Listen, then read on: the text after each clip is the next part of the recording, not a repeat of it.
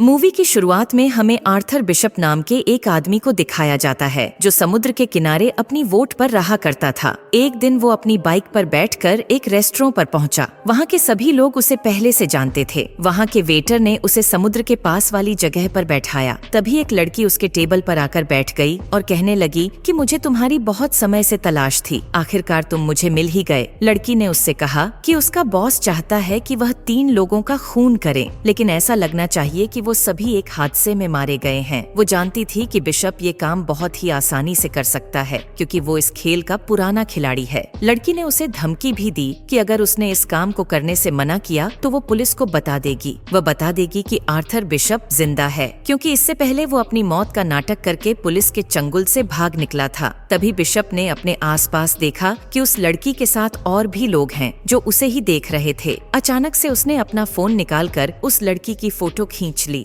लेकिन जैसे ही लड़की ने बंदूक निकालकर उसे मारने की कोशिश की तो बिशप ने उस पर हमला कर दिया। ये देखकर लड़की के साथी भी बिशप को मारने के लिए आगे आए, लेकिन उसने सभी की पिटाई कर दी। तभी बिशप ने टीवी पर देखा कि नीचे से और भी लोग ऊपर आ रहे हैं, इसलिए वो वहां से कूदकर एक केबल कार में लटक गया। उस लड़की ने अपने साथियों के साथ बिशप का पीछा किया और केबल कार में घुस गई। लड़की बिशप को अंदर ढूंढ रही थी, लेकिन बिशप तो ऊपर छत पर था। लड़की ने छत पर गोली चला दी, लेकिन बिशप एक पैराशूट में कूद गया। रात को वो वोट पर माल उतारने और चढ़ने वाली जगह पर गया। उसने एक बैग निकालकर अपने पासपोर्ट और बाकी सभी के कागजों को जला दिया। फिर बिशप थाईलैंड के एक टापू पर गया जहां पर वो एक लड़की से मिला जिसे वो पहले से जानता था। ये लड़की वहां के एक होटल की मालकिन थी। वो लड़की बिशप को एक कमरे में ले गई जहां से उसने एक बैग निकाला जिसमें बहुत सारे फोन, हथियार और पासपोर्ट मौजूद थे। उसने जिस लड़की की फोटो खींची थी उसने फोटो से उस लड़की की जानकारी निकाली तो उसे पता चला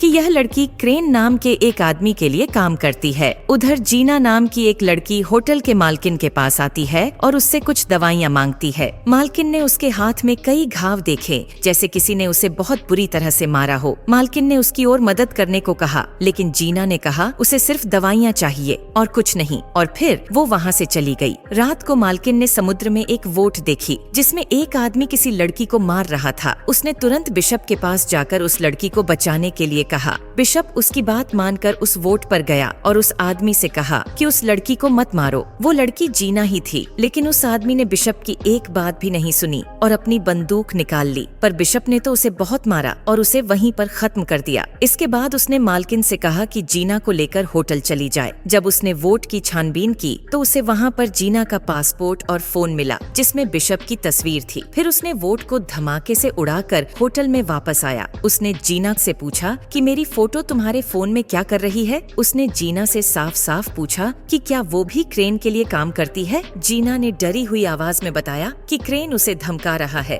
अब तक जो भी हुआ वह क्रेन के एक प्लान का हिस्सा था ताकि मैं तुमसे मिल सकूं। बिशप ने पता लगाया कि जीना अनाथ बच्चों को पालती है जिनकी तस्करी हो रही थी। बिशप ने समुद्र में देखा कि एक वोट टापू की तरफ आ रही है जिसमें बहुत से आदमी उन पर नजर रखे हुए हैं। बिशप ने जीना से कहा कि देखो, तुम्हें मेरे साथ दोस्ती बढ़ाने का नाटक करना पड़ेगा ताकि क्रेन को एक भी शक ना हो। जीना ने ऐसा ही किया। बिशप ने उसे बताया कि उसे जानकर खुशी हुई कि वो अनाथ बच्चों को पालती है क्योंकि वो खुद भी एक अनाथ था। बचपन में उसे और क्रेन को एक गैंगस्टर ने खरीदा था। मैं तो उसके चंगुल से भागने में कामयाब हो गया था, लेकिन क्रेन भाग नहीं पाया था, इसीलिए उन्होंने क्रेन को गुनहगार समझकर उसे सजा दी। तब से क्रेन मुझसे नफरत करता है। फिर बिशप ने जीना को इस मुसीबत से बाहर निकालने के लिए एक प्लान बनाया और निशानी के तौर पर उसे अपनी घड़ी दी। अगले दिन क्रेन के आदमी वहाँ पर आकर जीना को किडनैप कर लिया। फिर बिशप ने क्रेन को फोन किया और उसे 2-2 हाथ करने की चुनौती दी। जब वो दोनों आमने सामने आए तो बिशप ने कहा कि जीना को छोड़ दो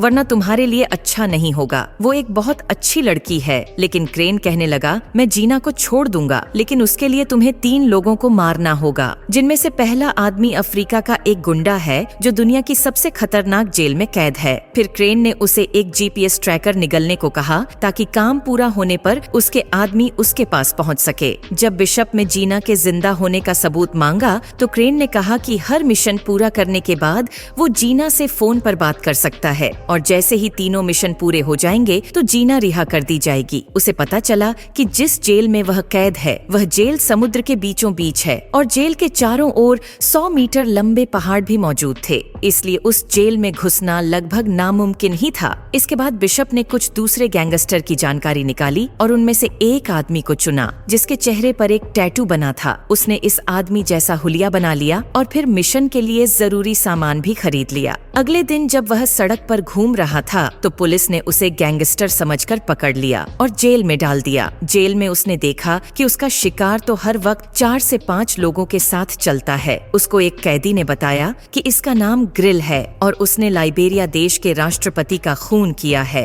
अब तक बहुत सारे कैदियों ने उसे मारने की कोशिश की है। तभी ग्रिल पर फिर से हमला हुआ तो इस बार बिशप ने उसकी जान बचाई। ग्रिल ने उसका शुक्रिया अदा किया और उसे खाने पर बुलाया। बिशप ने ग्रिल की जान ले ली और सबको लगा कि इसकी मौत जहरीला खाना खाने की वजह से हुई है। फिर बिशप ने तुरंत जेल की दीवार में धमाका किया और अपने पूरे शरीर पर ऐसा स्प्रे लगाया जिससे समुद्र में मौजूद शार्क उसके नजदीक न आए। बिशप ने जीपीएस कैप्सूल को निगला और फिर समुद्र में कूद गया। उधर बोट के कप्तान के पास मैसेज आया कि बिशप ने काम पूरा कर दिया है। क्रेन के आदमियों ने उसकी लोकेशन ढूंढकर उसे बचा लिया। फिर बिशप ने जीना से फोन पर बात की। जीना ने बिशप को बताया कि अगले आदमी को मारने के लिए उसके पास सिर्फ 36 घंटे हैं, नहीं तो क्रेन जीना को मार देगा। अब क्रेन ने उस दूसरे आदमी की जानकारी भेजी जिस आदमी का नाम एड्रियन है, जो कि एक मिलीनियर था जो इंसानों की तस्करी का धंधा किया करता था। लेकिन उस तक पहुंचना तो बहुत ही मुश्किल था क्योंकि वो ऑस्ट्रेलिया में मौजूद एक बिल्डिंग के सबसे ऊपरी माले पर रहता है जहां के सभी दीवार, खिड़की, दरवाजे बुलेट प्रूफ थे और साथ ही साथ हर जगह सेंसर और फिंगरप्रिंट भी लगे हुए थे। अब बिशप उस आदमी के नीचे का घर खरीदने पहुंचा। वहां पर उसने घर की चाबियां और नक्शे की हूबहू कॉपी ले ली। फिर उसने कांच फूटने वाले बम बनाए और सफाई कर्मचारी का भेष बनाकर उसके घर में घुस गया। घर की खिड़की से लटक कर वो एड्रियन के घर तक पहुंचा और वहां पर बम फिट कर दिए। जैसे ही एड्रियन उसमें नहाने आया तो उसने उसमें धमाका कर दिया जिससे एड्रियन सीधा नीचे गिरकर मर गया। अब फिर से जीना का फोन आया, लेकिन इस बार उसने चालाकी से वोट का नंबर दिखा दिया जिसमें वो कैद थी। फिर बिशप हेलीकॉप्टर से जीना को बचाने पहुंचा और वहां पर मौजूद कई सारे लोगों को मार दिया, लेकिन अफसोस कुछ समय बाद वह पकड़ा गया। फिर क्रेन ने उसे लास्ट वार्निंग दी कि इस बार तो मैं तुम्हें माफ कर देता हूँ, लेकिन अगर फिर से ऐसा किया तो मैं जीना को मार दूंगा और उसकी मौत के जिम्मेदार तुम होगे। अब बिशप का आखिरी मिशन था अमेरिका में रहने वाले मैक्स को मारना। वो ऐसी बिल्डिंग पर छिपा हुआ था जो पहाड़ के ऊपर बनी हुई थी और वहाँ पर सबमरीन का कारखाना था। जिन सबमरीन में बड़ी बड़ी मिसाल छिपाई गई थी, वहाँ से किसी भी तरह के आदमी को अंदर से बाहर जाना या बाहर से अंदर आना नामुमकिन था। जो भी वहाँ पर जाने की कोशिश करता वो मौत को खुला आमंत्रण देता। बिशप के पास इस काम को अंजाम देने के लिए सिर्फ 48 घंटे थे। उसे खबर मिली कि मैक्स ने एक हेलीकॉप्टर मंगवाया है, इसलिए उसने हेलीकॉप्टर के नीचे छुपकर मैक्स तक पहुंचाने का प्लान बनाया। जब उसकी तरकीब कामयाब रही तो उसने बिल्डिंग के सभी कैमरा को बंद कर दिया, जिससे चारों तरफ हड़कंप मच गया और गार्ड मैक्स को एक सुरक्षित जगह पर ले जाने लगे। तभी बिशप ने लिफ्ट में धमाका कर दिया, लेकिन किसी तरह मैक्स अपने सुरक्षित कमरे पर पहुंच गया। लेकिन बिशप तो वहाँ पर पहले से मौजूद था। अब वो मैक्स के साथ मिल गया और मैक्स को मारने का सिर्फ नाटक किया ताकि क्रेन को चकमा दिया जा सके। उसका प्लान था कि जब क्रेन के आदमी मैक्स की लाश ढूंढने आएंगे तो क्रेन बोट में अकेला होगा और उस समय उसे खत्म करना कोई बहुत बड़ी बात नहीं है। उन्होंने प्लान के मुताबिक मैक्स की मौत का नाटक किया और जैसे ही वहाँ पर धमाका हुआ तभी बिशप उसे बचाकर एक टापू पर ले आया। बिशप ने क्रेन से कॉल करके बताया कि अब वो जीना को छोड़ दे क्योंकि अब उसका काम पूरा हो गया है, लेकिन क्रेन ने पहले कहा कि मैं मैक्स की लाश देखूंगा। बिशप ने बताया कि मैक्स की लाश सबमरीन में पड़ी है। अब क्रेन ने सबमरीन पर मैक्स की लाश देखने के लिए अपने आदमियों को भेजा। बिशप ने भी उनके स्वागत के लिए हर जगह बम फिट कर रखे थे। जैसे ही क्रेन के आदमी सबमरीन पर पहुंचे तो बिशप ने उन्हें गोलियों से भूंज दिया। इधर क्रेन ये सब अपने कैमरा पर देख लिया। इसके बाद बिशप क्रेन के पास पहुंचा और सभी गार्ड को मार डाला। इसी बीच जीना को भी एक गोली लग गई। तभी क्रेन ने वोट पर लगे बम को एक्टिवेट कर दिया। बिशप ने जल्दी से वहां से जीना को छुड़ाया और उसे एक ऐसे डब्बे पर पहुंचा दिया जो धमाका होने से पहले ही वोट से अलग हो गया। अब बिशप और क्रेन की जबरदस्त फाइट शुरू हो गई। बिशप ने क्रेन को एक जंजीर से बांध दिया। तभी वोट में धमाका हो गया। जीना तो वहां से बचने में कामयाब रही। कुछ समय बाद जीना अपने बच्चों के साथ थी। तभी उसने देखा कि बिशप उसकी आंखों के सामने खड़ा था। असल में बिशप वोट के स्टील रूम में छुप गया था, जो इमरजेंसी के वक्त काम आता है, इसलिए वो उस धमाके में बच गया था। इसी के साथ ये शानदार मूवी का अंत हो जाता है। दोस्तों, अगर आपको ये वीडियो अच्छी लगी हो तो वीडियो को एक लाइक करके चैनल को सब्सक्राइब जरूर कर देना। तो मिलते हैं अगली वीडियो में एक नई मूवी के साथ। तब तक के लिए जय हिंद, जय भारत।